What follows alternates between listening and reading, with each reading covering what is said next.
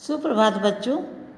आज हम लोग 6th लेसन संस्कृत ग्रामर से पढ़ेंगे। इससे पहले हम लोग 5th लेसन क्रिया जिसका हेडिंग था पढ़े थे। आज हम लोग पढ़ रहे हैं 6th लेसन। ठीक है, इसका हेडिंग है आकारांत नपुंसक लिंग शब्द। यहाँ कुछ शब्द दिए गए हैं जो नपुंसक लिंग शब्द हैं। ठीक है, ये नपुंसक लिंग में आते हैं वो शब्द हैं जिसका कि अर्थ भी दिया गया है। जैसे पुष्पम, पुष्पम का क्या है? फूल।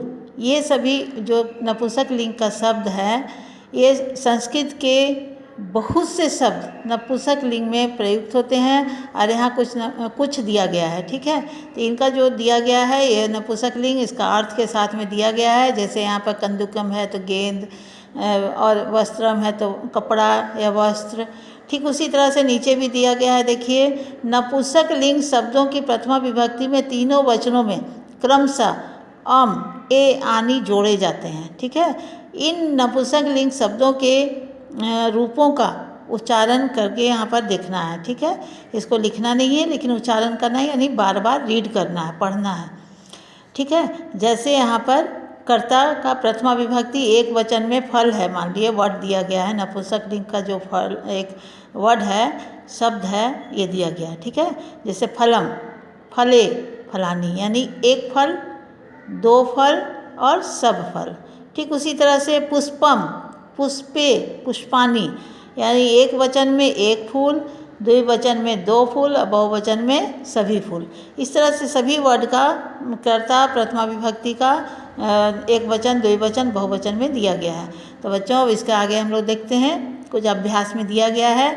इसमें जैसे पुष्प का दिया गया है, पुष्पों का एक बार पुष्पम का भर के दिखाया गया है। ठीक है, एक वचन में, द्विवचन में, बहुवचन में। पुष्पम का पुष्पे, द्विवचन में, बहुवचन में पुष्पानी। ठीक उसी तरह से पत्रम, पत्रे, पत्रानी। इस तरह का इसका भी फिलअप करना है सभी का। आप फिलअप करके चित्र के साथ बनाइएगा और चित्र के साथ बना के उसका नाम, उसका फिलअप जो करने के लिए ये दिया गया है डिस्टेंस, उसको भरना है। ठीक है, आप लोग फिर चित्र के साथ बना के कॉपी में सुंदर से उसका फिलअप कर दीजिएगा। आगे देखिए, यहाँ अभ्यास दिया गया है।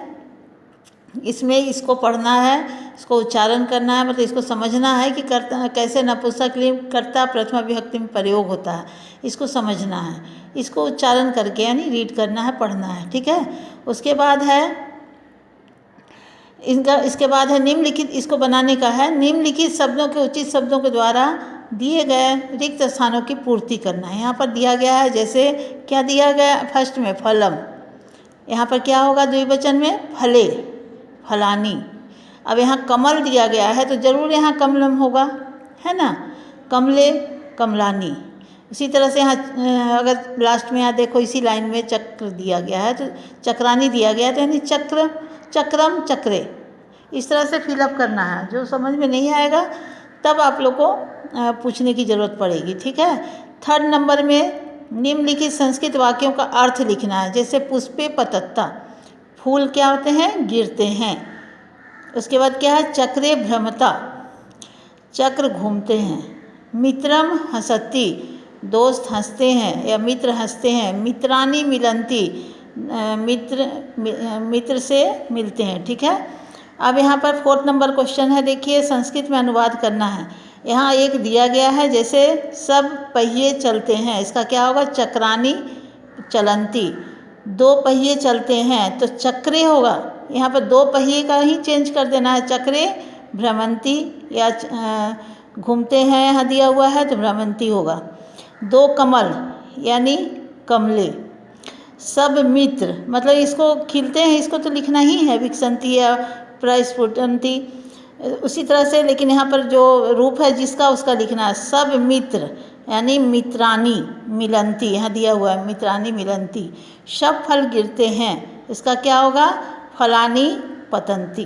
ठीक है बच्चों, यहाँ तक करके आप 4 से 5 के बीच में भेजेंगे।